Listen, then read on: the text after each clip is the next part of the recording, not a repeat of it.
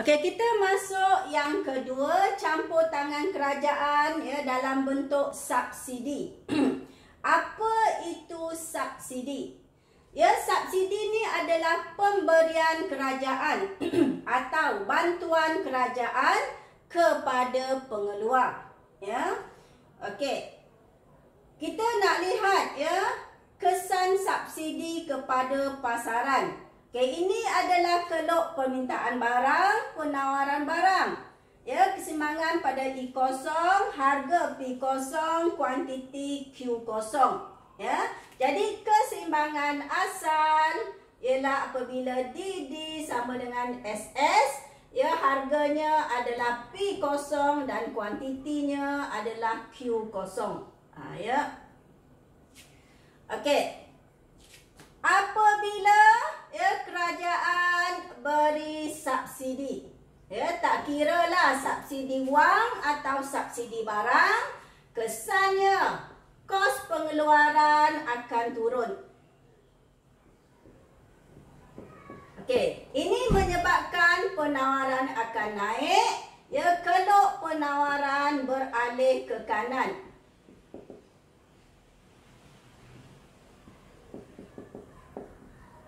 Ya, beralih dari SS ke S1 S1 ya, beralih ke kanan. Ya, so beralih ke kanan di sinilah. Ya, dari SS ke S1 S1. Okey. So, keseimbangan yang baru adalah pada P1 I1, harga P1, kuantiti Q1. Okey, dari sini kita nak lihat ya kesan subsidi. Kita nak lihat kesan subsidi. Okey, yang pertama sekali apa yang kita nampak kesan subsidi pada harga turun. Ya, dari P0 ke P1. Yang kedua, kuantiti. Kuantiti naik ya dari Q0 ke Q1. Okey, yang ketiga ya jumlah subsidi. Ya, kita nak cari jumlah subsidi. Macam mana kita nak tentukan jumlah subsidi? Lihat keluk penawaran baru. Ya, keluk penawaran baru ni disebabkan oleh subsidi. Ya, keluk ni beralih disebabkan oleh subsidi. Ya, jadi nak tentukan jumlah subsidi bermula dengan I1, iaitu titik keseimbangan ini. Ya, bawa dari S1 ni ke ke keluk penawaran yang asal. Ya.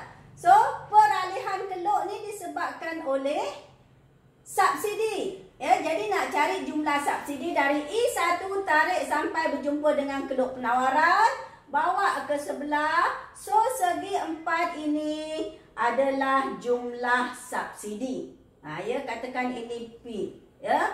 So, segi 4 ini adalah jumlah subsidi. Katakan ini adalah A. Ya. Jadi di sini jumlah subsidi adalah P1 P A I1, iaitu sampai sini. Ini adalah jumlah subsidi. Okey, daripada jumlah subsidi ni sekarang kita nak tentukan ya faedah subsidi yang dinikmati oleh pengguna dengan faedah subsidi yang dinikmati oleh pengeluar. Apabila kerajaan beri subsidi ya, maka harga barang akan turun.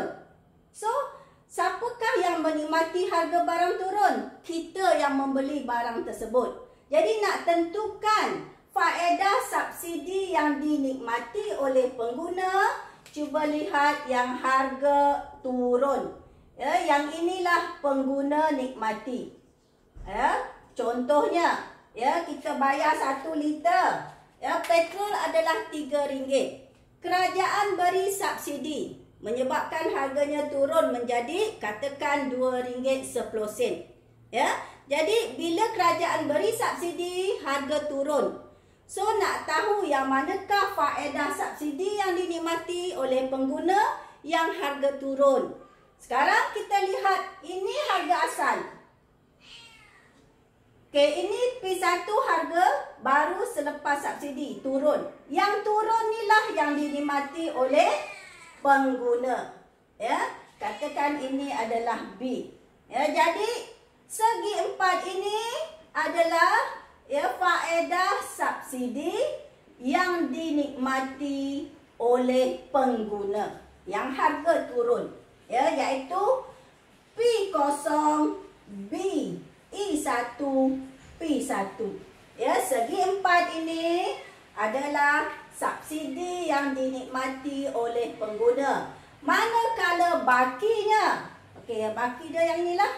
Ya, manakala baki ini adalah subsidi yang dinikmati oleh pengeluar, iaitu P0, P, A, B.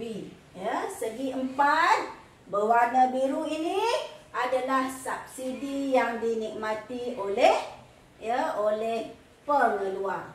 Ya, jadi apa yang perlu hafal di sini? Yang pertama ialah subsidi menyebabkan harga turun.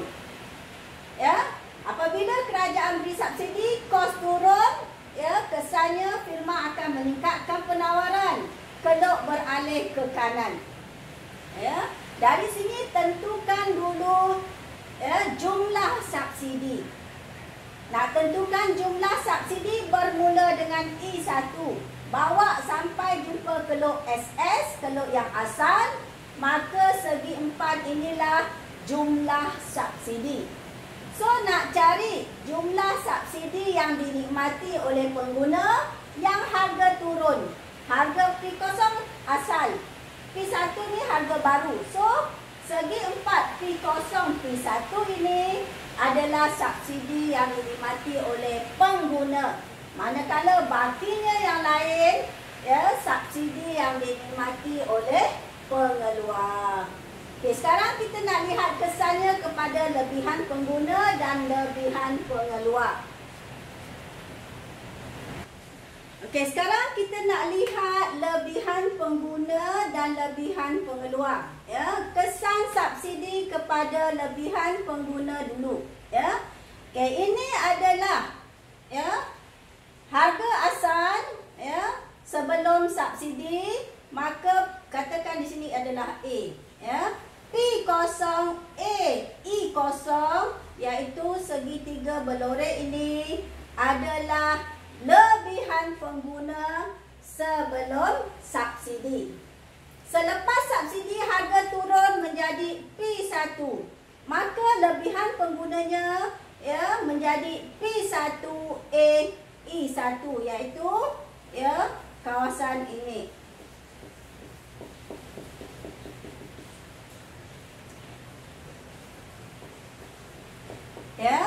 Ya, jadi lebihan pengguna yang asal sebelum subsidi P0 A E0, ya.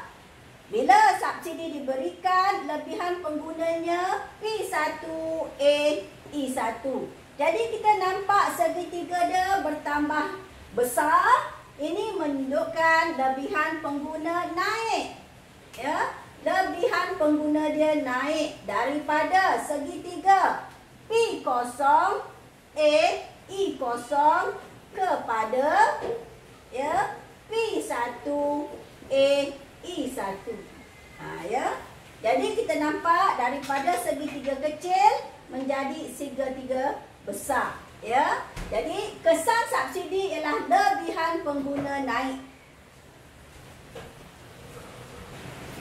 Okey, sekarang kita nak lihat kesan subsidi kepada lebihan pengeluar.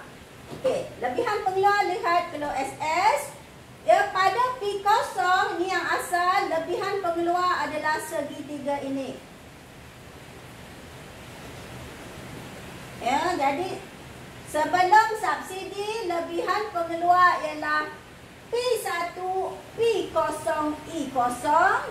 Selepas subsidi, harga baru adalah di sini. Ya, maka dia menjadi di sinilah, ya, bentuk trapezium.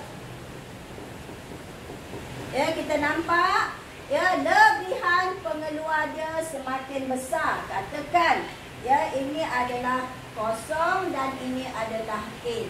Nah, ya. Okey, selepas subsidi, lebihan pengeluar menjadi P1, E1, A kosong. Ya, jadi di sini lebihan pengeluar dia semakin besar. Ya, jadi kesan subsidi ke atas lebihan pengeluar ialah semakin meningkat.